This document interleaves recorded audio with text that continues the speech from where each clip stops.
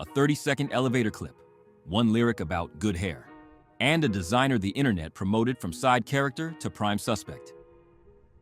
The rumor has outlived apologies, think pieces, and 1,000 B-emoji swarms. So here's the map people never draw. What's alleged, what's actually on record, and why this story keeps breathing new life 10 years later. By the end, you'll see how one caption detonated a timeline, and why the outcome looks nothing like the outrage. Before hashtags chose villains, Rachel Roy was already near the action. Fashion intern by title, social gravity in real life. The Rockefeller Circle was loud, fast, and myth-making. Allegedly, lines were blurry back then. Friends shared parties, stories, sometimes even the same dates. The gossip insists Rachel was present long before her name trended. That's the part the internet forgets. The rumor didn't start with an album. It started with proximity. But proximity is only the pre-chorus. The chorus hits when love walks in. Everything stops when Aaliyah enters. The rock noise turns into focus, and any side story, if there was one, goes on mute. Not paused, muted. Then tragedy rips the timeline wide open.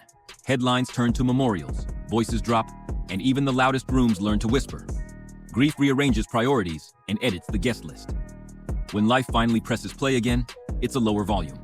At the edge of that quiet, the story places Rachel. Never random, always near. Shared history, a child, a door that never fully shut. Soon after, they marry. The photos say composed, the blogs say convenient, and the internet decides it's transactional. But outcomes beat opinions. A ring is a master key. Doors that ignored emails swing open, buyers shift from curious to committed, and stylists start texting sizes. The calendar moves first. The narrative pretends it predicted it. Was it love, leverage, or both? Only two people know. What's undeniable is velocity. Proximity becomes access. Access becomes momentum. And that sets up the real dilemma. What do you do with the biggest key in town? Here's where the climb gets steep. Rachel reads rooms like blueprints.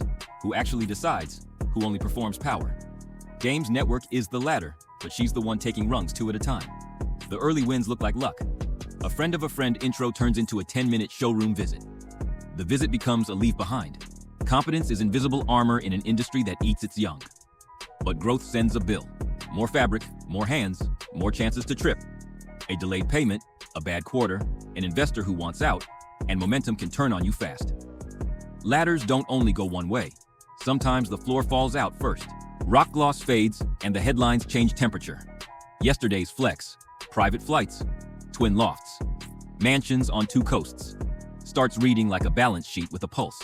It's fun until the invoices age out. Now the checklist gets brutal. Bank? Wants collateral you don't have. VC?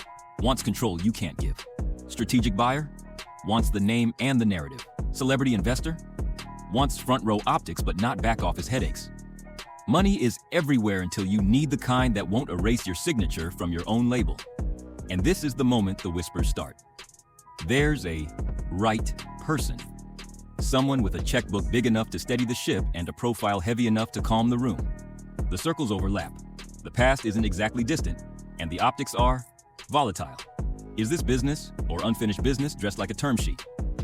Whatever the truth, the culture loves this version of the story. A rumored lifeline, a familiar name, a tidy full circle arc. The rumor engine redlines. Here's the whisper the internet won't let go. The right person was never a stranger. He was already in the frame, years before rings, years before an elevator without audio turned into folklore. It's the kind of coincidence the timeline loves. Too tidy to dismiss, too messy to confirm. Allegedly, when banks wanted collateral and investors wanted control, a strategic friend offered something simpler, breathing room. Not a public rescue, a quiet one. The kind that settles nerves in boardrooms because the name on the check carries more weight than any pitch deck ever could. And that's all it takes for a dry business plot to light up.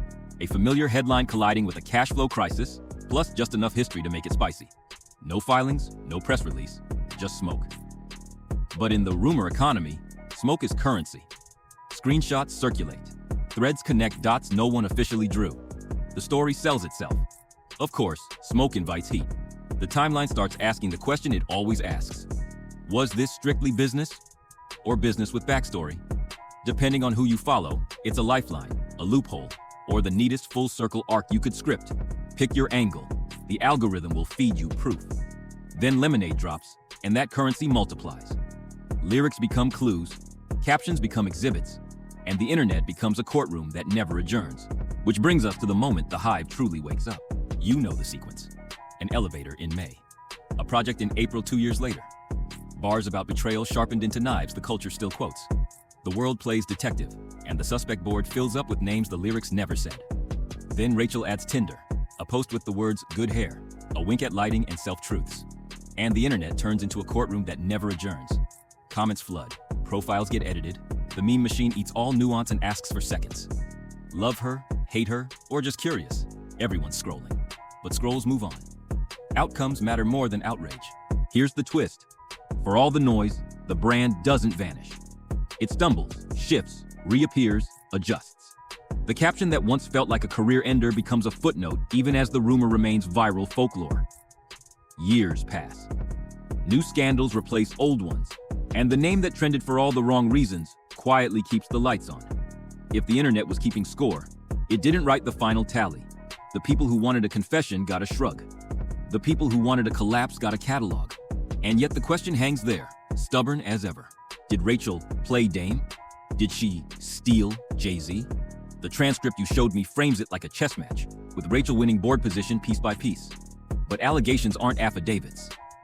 The public record gives you fragments, photos, court filings, captions, lyrics, a grainy elevator clip with no audio. That's not a confession, it's a canvas. We project what we want to see. Mastermind, opportunist, survivor, villain, or just a designer who understands momentum.